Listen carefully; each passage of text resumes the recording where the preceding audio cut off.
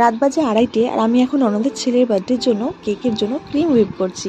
5ই September teachers ডের সাথে সাথে আমার ননদের ছেলেরও জন্মদিন, তো সেই কারণেই ওকে একটা কেক গিফট করবো বলেছি। আর কেকটা ছিল স্পাইডারম্যান থিম কেক 2 টিয়ারের। তো এই যে এখানে দুপুরের মধ্যে সমস্ত কাজ সেরে নিয়ে স্নান টান করে ফ্রেশ হয়ে রায়কে রেডি করিয়ে আমরা রেডি হয়েছি ননদের বাড়ি যাব বলে, কারণ ওখানে ওকে আশীর্বাদ করা হবে আর দুপুরবেলা খাওয়াটা দেওয়া হবে। তো এখানে আমরা যতক্ষণে এসেছি এখানে ততক্ষণে সবারই প্রায় আশীর্বাদ সারা হয়ে গেছে।